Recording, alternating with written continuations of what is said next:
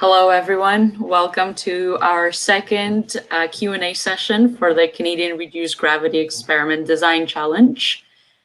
So today we're going to give a short introduction about Can-Rgx, as well as about SEDS-Canada in general. And while we do this quick introduction, please feel free to send us your questions in the comments, both on Facebook and YouTube. And we'll be happy to answer those later in our presentation.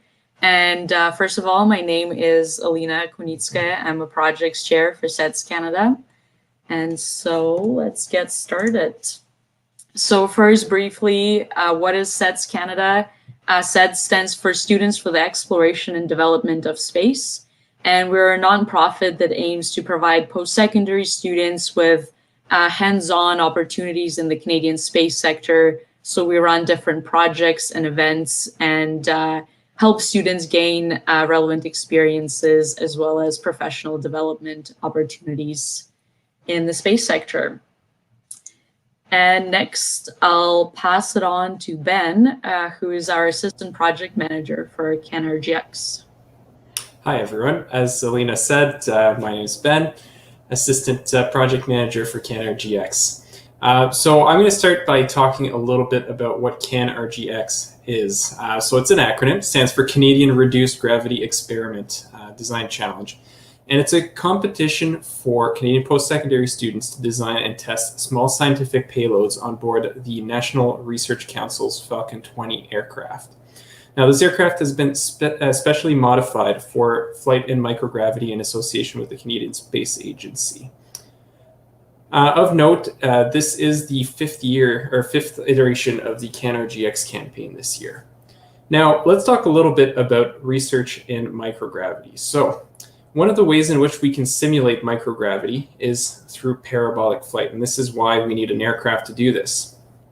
So, a brief description of what this parabolic flight looks like. The aircraft starts off in level flight, so picks up speed, and eventually, when it's reached a high enough speed, the pilots will pull the nose of the aircraft up. Now, this starts the first phase of the parabola, which is the hypergravity phase. Now, the occupants of the aircraft will experience about 2 Gs as the aircraft is pulling up to an angle of close to 50 degrees. Now, as the aircraft climbs, the airspeed is going to reduce, and we're going to reach a point where the pilots will start pitching the aircraft down.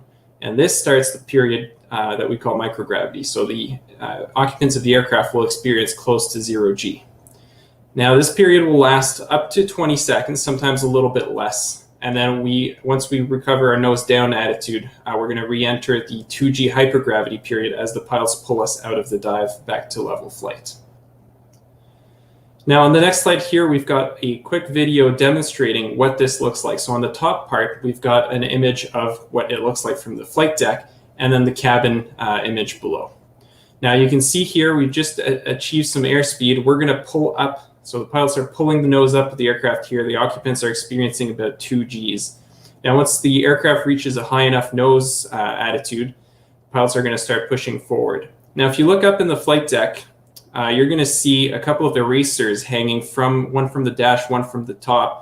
And as the aircraft enters microgravity, you're going to see those erasers start to float around. This is a good indication that the aircraft has entered near 0 G conditions. You can also see the occupants of the cabin here have some of their stuff floating around the cabin. They themselves are experiencing microgravity as well. Now, you can see at the top as well the aggressive pitch down.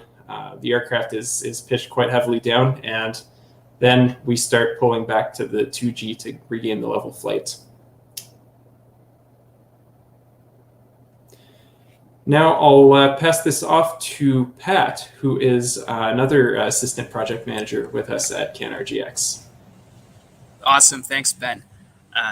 So my name's Patrick Chin. I'm one of the other assistant project managers, as Ben said, and what I'd like to talk to you a little bit about is just what the students who participate in our RGX campaigns really get out of the experience. And seeing that video always gets me super stoked about the competition, just because it's such an exciting time, and it's just a once-in-a-lifetime experience, really, for our students who get to fly.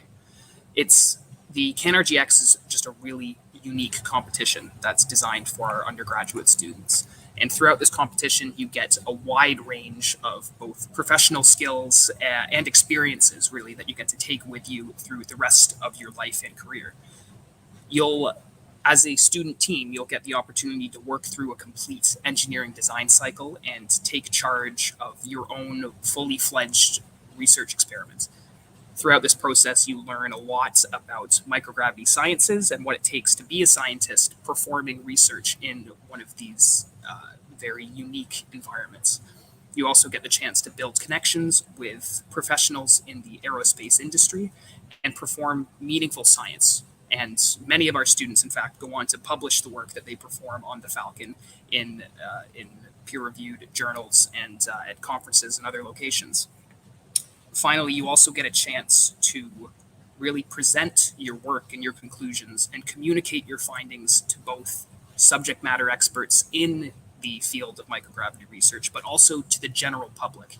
And this whole suite of experiences and skills that you get to add to your portfolio as a group of students is really something unique, which you all benefit from on top of just getting this once-in-a-lifetime experience to float in microgravity. So for those of you who are looking for some inspiration for a couple of different projects that you might want to try, well, we've got a couple of examples here of past experiments that we've seen on previous missions.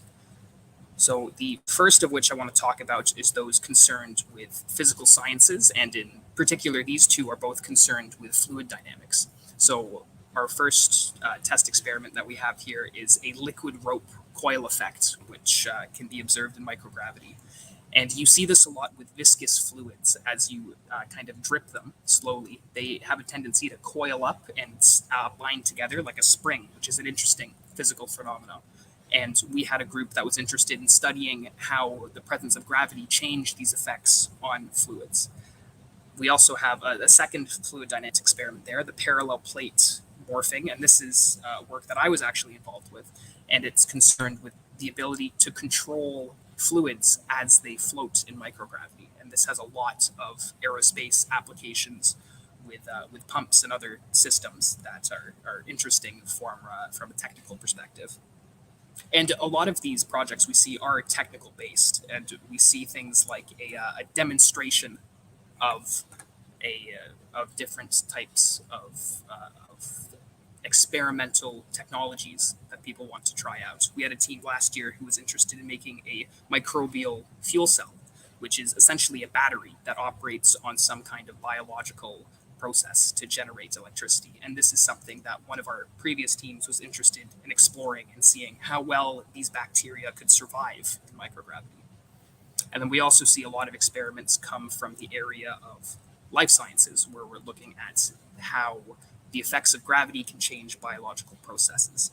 Specifically, we've had teams looking at replication and error rates in DNA as it compares with samples in microgravity and those that remain on the 1G condition. And a very interesting project we flew last year has examined the effects of genetic regulation of human telomeres and how the microgravity condition would change those types of properties within human cells. And that was a really interesting project because telomeres are really fundamental in DNA replication and in human aging factors. So all of these is to say that there's a very broad range of topics that you can conduct microgravity research on in the Falcon. And no matter what your area of interest is, you're going to be able to find something that is intriguing to you. So on this slide here, I just want to talk a little bit about what is the timeline to submit a project for review and to hopefully be one of our students who gets to fly on the Falcon. So currently proposals are open. So we are accepting proposals from all undergraduate students within Canada, and the final day to submit your proposals is October 22nd of this year. So you still have a couple of weeks left to put together a proposal and try to be one of these students who gets to fly. In the middle of November, we'll be selecting a group of teams or a group of students who will get the opportunity to fly in microgravity. And from that point on, you're going to be in your design and your build phase. So we'll have 2 design reviews, one in the middle of February and then another at the beginning of May. And at this time, we will be working with your teams as long with our group of subject matter experts from both the Canadian Space Agency and the National Research Council, and we'll be fine-tuning your designs and helping you get them flight ready for our flight campaign, which happens at the beginning of June this year.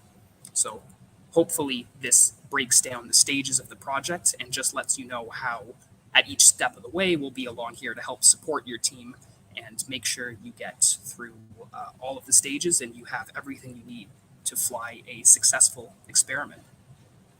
And so that's it for me, but I'll pass it over now to our project manager who will take it from here. Thanks, Pat. So my name's Louis. As Pat said, I'm the project manager, and I want to run through the things you'll need to know for the application. So very clearly on the screen, you'll see our website. That's SEDS.ca/Can-Rgx.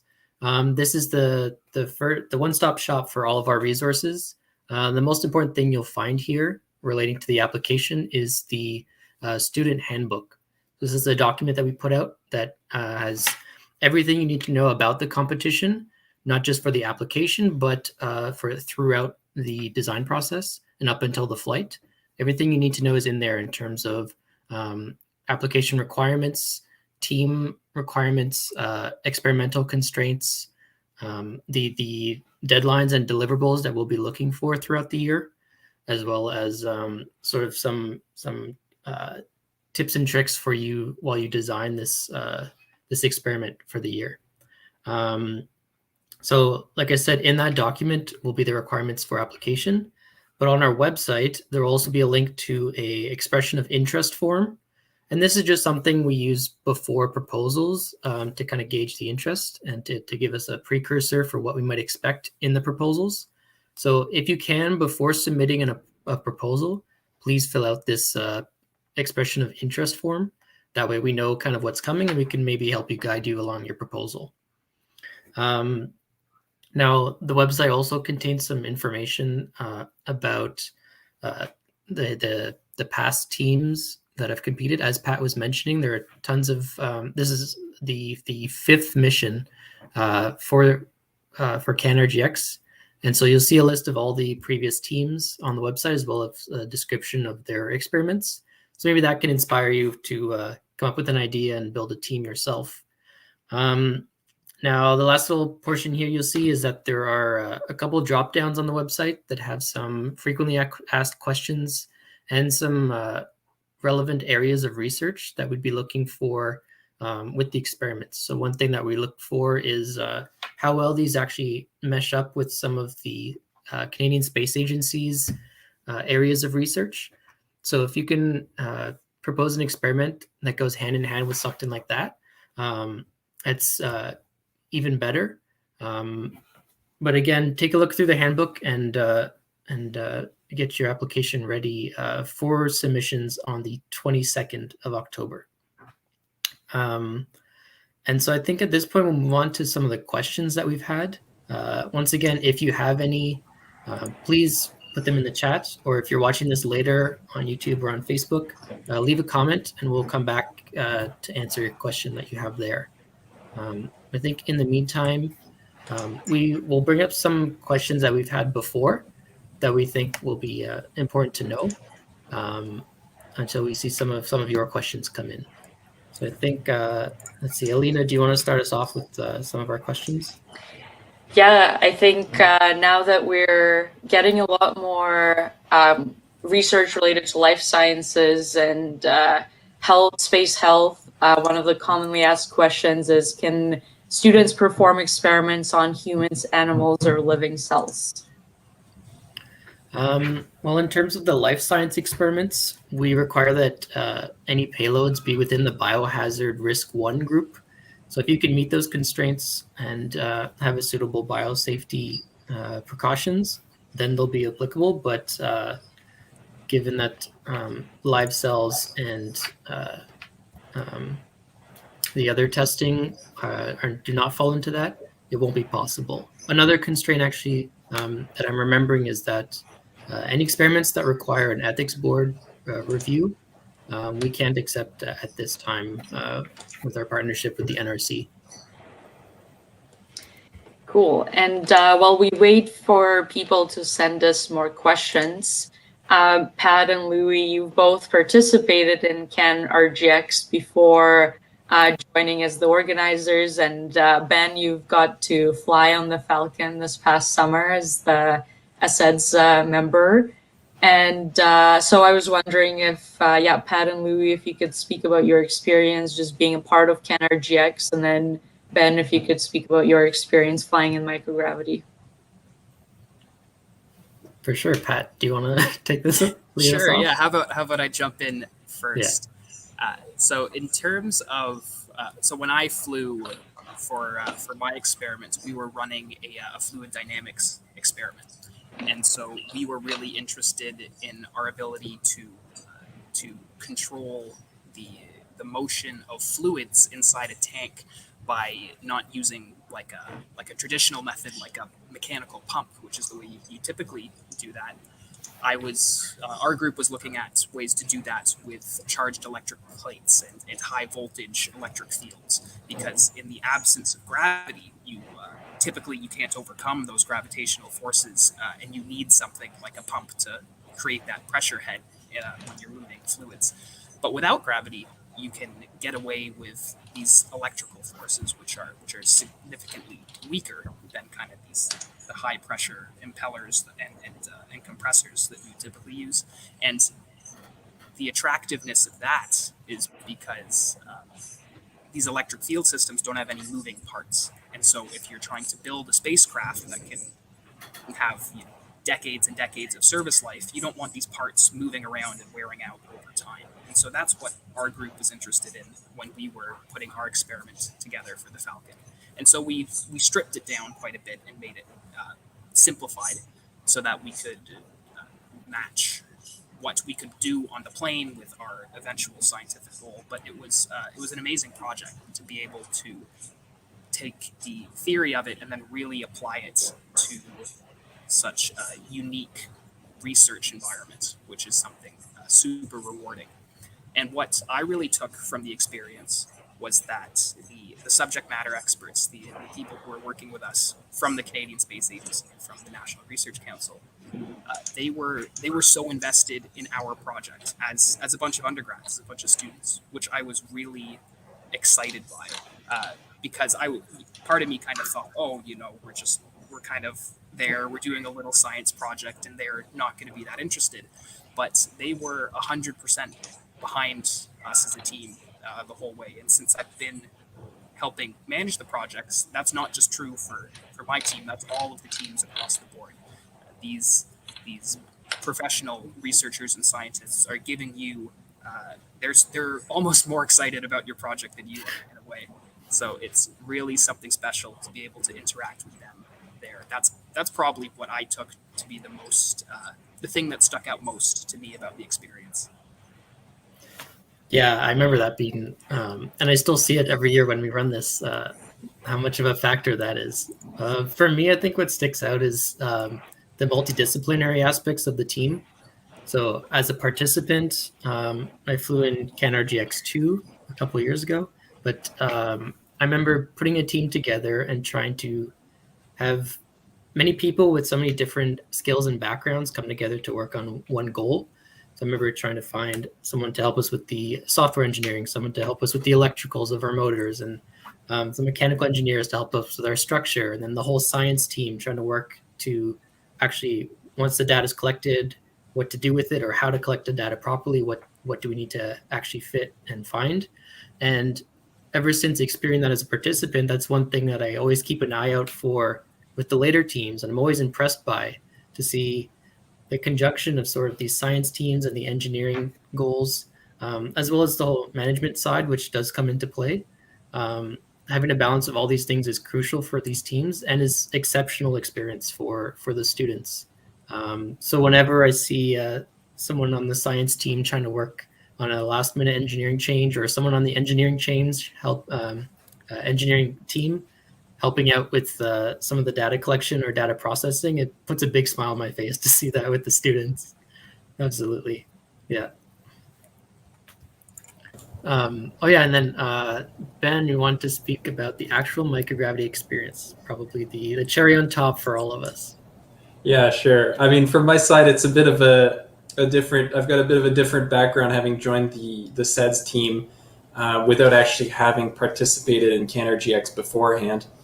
But I mean, the whole flight campaign experience is really something else. You know, from having worked so hard, especially our last campaign last year with COVID was extended, and so seeing the teams working so hard for all that time, and then finally getting the opportunity to come together and get to fly their experiments, it was really something cool to see. Just the quality and the complexity of the experiments that were flown to is really interesting to see. As far as the actual microgravity experience is concerned, it's something that you build it up in your head beforehand. You kind of try and get an idea of what it's going to be like, and it's actually quite difficult to picture until you actually go up there and experience it. And so you get into this 2G pull. You feel the weight, 2 times the weight of your body as the pilots pull the aircraft up. And then all of a sudden you hear the engines, spool back, and all of a sudden you're floating. It's actually quite a pleasant sensation. It's hard to put into words, but you get this 20 seconds of bliss, seeing everything around you floating, and it's really a special sensation. And then, on the backside of the parabola, then you get your harsh return to reality with that 2G pull, getting you back in your seat. So I have to say it's a very special experience, and I encourage everyone who wants to participate to apply. It's really a special experience. One thing of note, two mission specialists on every team will get the opportunity to take the experiment up and fly on the aircraft. I definitely second all of these comments. So now back to questions about logistical questions, I guess, about Can-Rgx. So maybe if you can answer some questions in regards to the team requirements. Can international students apply? Can part-time students apply? What should be the team size? And can graduate students participate? All great questions there. I think I'll jump in and take this. So the answer to graduate, part-time, international, all throughout, yes. The answer is yes. You are allowed to participate in Can-Rgx. For graduate students in particular, the only thing we ask, or the only requirement, is that your team composition is no more than 1/3 graduate students. So for a team of 3, you can only have 1 graduate student maximum. In terms of part-time and international, no such requirements, as long as they are undergraduate students. It is primarily a undergraduate or competition for undergraduate students. Now, with that in mind, you can have other types of students, and we've even had high school students join as through sort of an outreach program with some of our teams in the past, and that's also totally okay with us, as long as we're adhering to that 2/3 of the team is undergraduate students at a Canadian university. That's the other important thing to specify here, that you must be enrolled in some kind of Canadian post-secondary institution, whether that's college or university. But as long as 2/3 of the team come from one of those groups, that's totally okay. Yeah, absolutely. And to clarify on the last point a little bit, the team will be affiliated with one institution. And so even if your team spans a couple different places, if you've recruited people from elsewhere, the team itself will be affiliated with only one university, one institution. So as long as you can show the enrollment for your members to that affiliated institution, then there shouldn't be any issues there. And all of this is again summarized in the Student Handbook. So if you forget what we're saying or want a paper copy, please download that document from the website. Great. And another question that we have is, are there any general tips to consider when putting together a proposal? And maybe I'll take it take this question first. But first of all, I want to point out that on our website, if you go to SEDS.ca/projects, we have a how-to guide that goes into more tips related to putting together a team, securing funding for the Can-Rgx, and how to come up with ideas for the proposal. And when putting together a proposal, my biggest piece of advice would be looking at the requirements and looking at the rubric and making sure that you hit all of the points that we'll be evaluating the proposal on.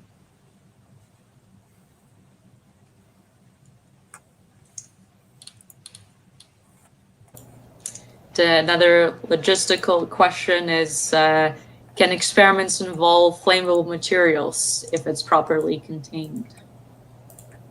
I can field that one. Unfortunately, the answer to that question is no. We have to remember that we're still conducting this experiment on an airplane, and so there's certain parameters. Even if you are conducting this experiment in a contained environment, this contained environment is still sitting on an airplane that's flying, and so unfortunately, due to those limitations, from a safety standard, we won't be accepting any experiments that involve flammable components. And just jumping off of that, if you have a really cool idea for an experiment that you're super passionate about and you want to explore further, but you're unsure if it's going to exactly meet the rules that are outlined in the handbook, send us an email and we'll be able to communicate with you about that. We'll get right back to you because we really want to see your experiments fly. And if there's a way that we can adjust what your scope is, or we can be a little bit more clear about exactly what the rules are on the plane, then we're going to do that. We're going to try and figure out how to get you to fly your experiments. So just send us an email, or through our website you can reach out, or in the expression of interest form that you can find on our website when you talk about your experiments before your proposal. Just let us know, and we'll talk to you about that more. So I think we're getting close to the end of our 30-minute time slot for this Q&A. So I'm going to let Louis wrap us up. For sure. So I mean, we've been mentioning it already, but this is the summary of what we'd like to see for an application, and really the steps you need to take. It's really to come up with an idea and build a team around yourself to execute on that. Find a faculty advisor at your school that will support the project. This is someone that we'll have contact with and that you can turn to for advice and for support. And then following that, build up the proposal based on the requirements and the rubric, and submit the best one you can by October 22nd. Again, please take a look at that interest form on the website to give us a heads up, and send us any questions you have at the email in the top right here. That's Can-Rgx@SEDS.ca, and we'll get back to you as soon as we can to help you out. So I think, like Lena was saying, that's going to wrap us up for the evening. Thanks so much, everyone, for tuning in. And if you have further questions by email or in the comments of these videos, let us know, and we'll get back to you. Yeah, thanks everyone for joining us today, and we look forward to receiving your proposals. Bye. All right.